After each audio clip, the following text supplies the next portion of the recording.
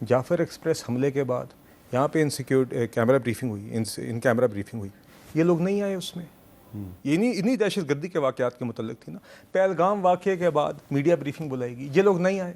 कौमी असम्बली से उठ के अब चले गए हैं, कहते हैं हम बॉयकॉट करेंगे, मगर तनख्वाहें भी वहाँ से ले रहे हैं। हम जब असम्बली में आते हैं तो किताबें मारते हैं, माइक उड़ाते हैं, ये बात नहीं करते। ये फोरम्स मौजूद थे, यहाँ पे इनको बार बार दावत दी गई, और आप फिर सीएम बार बार एक ऐसा लगाते हैं जो रियासत के ख़िलाफ़ बात करता है, जो जंग के मतलब वो बात करता है, जो जवान नहीं कर रहे, जो अफवाज नहीं कर रही, और आप वो अल्फाज अदा कर रहे हैं जो कि फिर मोदी सरकार इस्तेमाल करती है FATF के अंदर।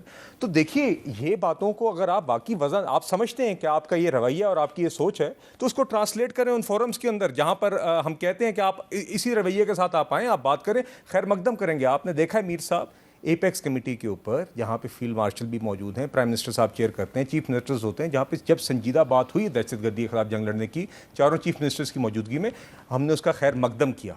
उसी रवैये की ज़रूरत है, मगर बदकिस्मती से हमने देखा कि उसके बजाय बार बार एक टकराव की सियासत, एक रियासत के ख़िलाफ़ हमले की सियासत, एक ऐसे सूबे की कुर्सी को इस्तेमाल करके जो फ्रंट लाइन दहशत गर्दी की, आप वहीं पर ज़िम्मेदाराना अगर किरदार अदा करेंगे और अल्फाज अदा करना शुरू करेंगे, तो उससे भी दहशत गर्दी की जंग में आप कोई पॉजिटिव हिस्सा डाल सकते हैं। अच्छा, मैं इससे पहले कि एजाज साहब के पास वापस जाऊँ, वो शौकत साहब कुछ रिस्पॉन्ड बैक करना चाह रहे हैं। जी शौकत साहब।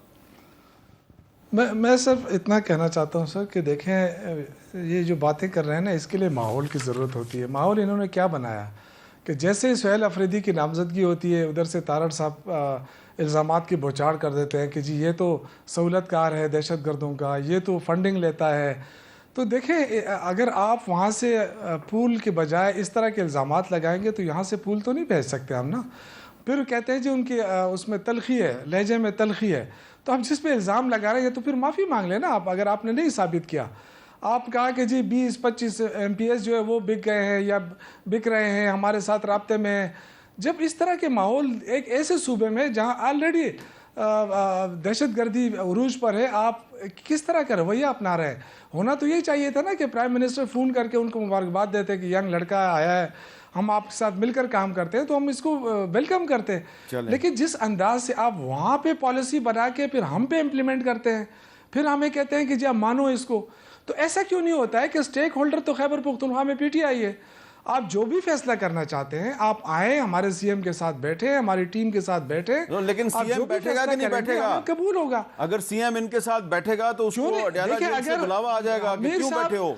मीर साहब नहीं, मीर साहब अगर वो पेशावर में आकर हमारे CM के साथ बैठते हैं तो बिल्कुल हम बैठेंगे, लेकिन अगर पॉलिसी वहां बना के हम पे इम्पोज करेंगे, उसके रेजिस्टेंस होगी।